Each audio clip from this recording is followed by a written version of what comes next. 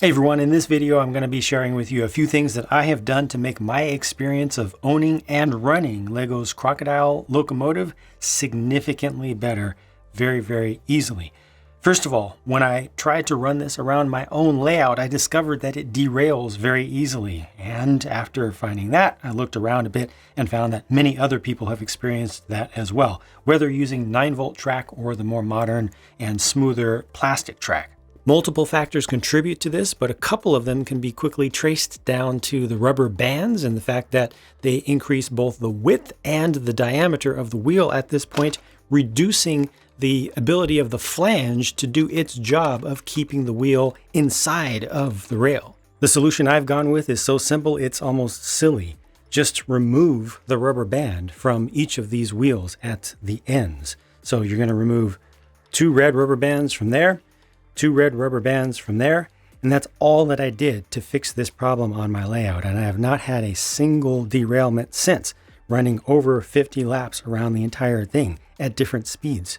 I thought this could be the first step in a fix, but that I would have to do more work after that to increase the traction, because when you don't have those rubber bands on there, there's a significantly higher chance of the wheels slipping, and then you have just a really weird look where the connecting rods sometimes move and then they stutter and then they don't move and they get hung up. But there is enough weight. Fortunately, the way this is set up, there is enough weight on each of those faux driving wheels to make enough of a connection with the track to make everything continue to work just fine.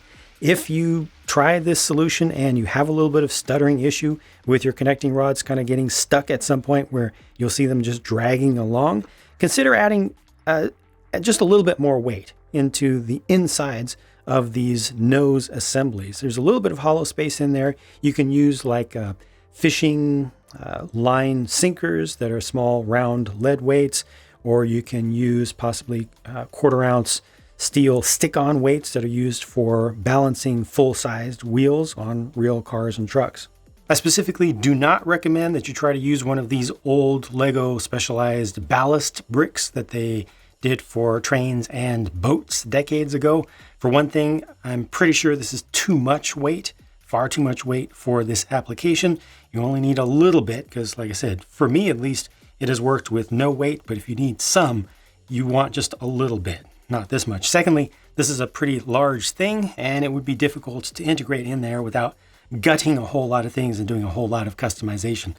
Another cheap thing that you can do is just find some dimes, some small coins or something, and find the hollows in there and just fill them up if you need that. You do want to put your weights, if you do use weights, relatively close to that large wheel that is in contact with the ground and that is not hinged. You don't want to put the weight over the front or over the back where you're just going to be putting pressure ultimately on the center section of the locomotive. Moving on to the next thing. So for my personal running purposes, I have not placed any motor in this locomotive itself, just to make things simpler for myself and also significantly cheaper, given that it costs a minimum of $90 to motorize this up with the powered up system, and that's to use the smartphone to go with it. Instead, I did something that's simple, and a lot of hobbyists will be able to very easily and quickly do something like this. Make yourself a fake locomotive. That is a piece of rolling stock. It looks like a piece of rolling stock. I use the 9-volt system on my layout, so that's my motor right there, and it gets electricity from the tracks. But it's easy with something like this. I mean, boxcars are perfect for the purpose because they're just so simple, and they give you plenty of space. But you can easily also do this with the power functions system, or even if you want to use powered up, I mean, you can do this, and it becomes something that you can use with other locomotives that you may get in the future, so you don't need to do transferring back and forth.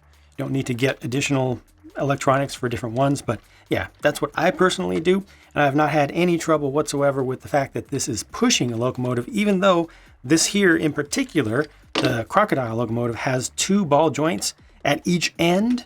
So when you push from here, you're pushing through a ball joint, through another ball joint, through another ball joint, through another ball joint. Ultimately, it actually seems to work just fine. As I mentioned in my review, I really respect the LEGO designers' choice and use of these ball joints to give you this extra articulation that should be able to deal with issues in the road, in your real road.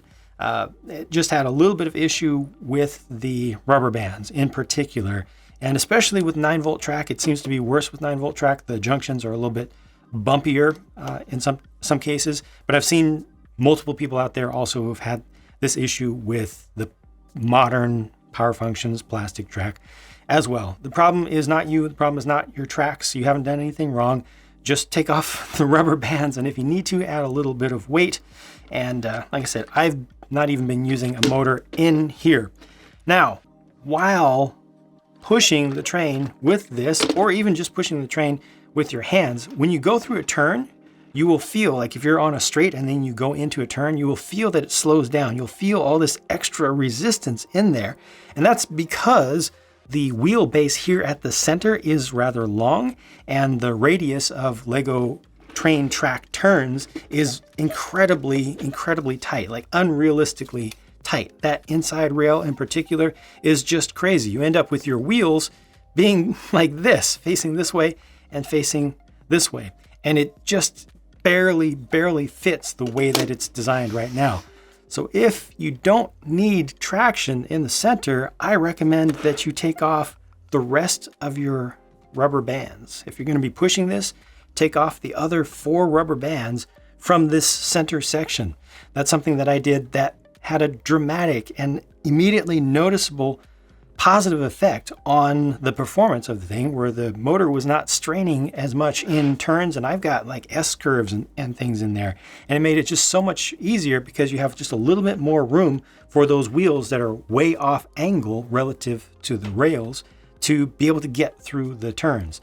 So I'm running no rubber bands on any of my wheels right now. If you are going to run a motor in this, which I do recommend, it does actually work pretty well, and it's geared nicely. It's set up well.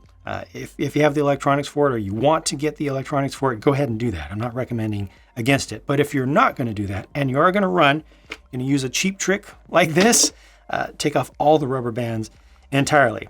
Now, one last thing, and this is completely cosmetic, but it's really important to me and to a lot of people. This gap right here, this big air gap between the cab section and each of the nose sections, did not really bother me significantly at first, especially because as soon as you're looking at it from a bit of an angle, you don't notice the gap so much. However, as I've actually run this and as I've spent some more time with it, it has bugged me more and more. And here's the thing, you absolutely do not need to have that gap for this to articulate successfully through even Lego's very tight turns, and the real thing doesn't have that gap at all. There are a number of ways to fix this, and this is just the one that I picked after experimenting for half an hour or so. This gives me all the range of motion that I want. A little bit of gap does appear in some turns, but most of the time, I mean, it's just so much better than that over there, and it's so easy to do. Now, I do not use digital programs to design things in advance, so I can't just give you a download link to a set of instructions or a digital blueprint for this, but folks who are going to be doing custom modifications will easily be able to pick out the parts that I've used here. I'll start to take things apart just a little bit to give you a little more of a direct look. So this is just a 1x4 plate with a couple of 1x2 G-slopes on top. It's attached with just a single stud on the side, brick there that's raised up by a plate. And yeah, that allowed me to keep most of the detail here. I just lost a little bit of the side texturing because, you know, well, you can see exactly what's there. The one stud on the side piece, one 1x1 plate there, one 1x1 plate there, one 1x1 brick behind it. And then just to fill in the center gap a little bit, I replaced that 1x3, and you can get to this easily by pulling the thing apart from below. So you want to separate it down here, and then you can take off these bottom pieces without disassembling absolutely everything. You'll also want to take the tiles off the top, but I replaced that 1x3 brick with a couple of stud on the side bricks. So a 1x2 and a 1x1, or you can use 3 1x1s in there. I didn't even fill in the gap underneath here, which I could, but it's not even important. It's just so simple. So that's really all there is to it. Another thing that filling the insides helps with is ensuring that these don't become accidentally misaligned, because if you have nothing in there, then you touch this and maybe it can go like that, maybe it can go like that, and that can get a little bit frustrating. But when you fill up that space with these tiles, not only do you see a little bit less gap from the top, there is a little bit of offset there, but there is a little bit of offset also on the real thing, which has a sleeve for the what effectively becomes an expansion joint. But fill up this space here, you lock it all in, and there's just less room for things to go wrong. Like when I squeeze this, if I grab it right from here, see, it's only pinching just a little bit. So it just helps to keep these parts that have only a single stud holding them in place aligned better. And I only did it on one side, so it would be quick and easy for you to see the difference between the two. But that's it. And now there's no rubbing, there's no issue. I get all the articulation that I need to go around my layout, which again has the S-curves, it has some slight elevation changes and everything, and it works perfectly fine. And you see way less gap. These fixes, modifications, and tricks are just super simple and easy to do, and they can make a big difference for you. So I strongly recommend that if you get the Crocodile locomotive and you have any issues with it, you try out some of this stuff, or at least use some of these as ideas to do your own modifications, come up with your own solutions, and maybe some stuff that works out even better than what I've done here. Hope this was useful to you in some way, and I'll talk to you again soon.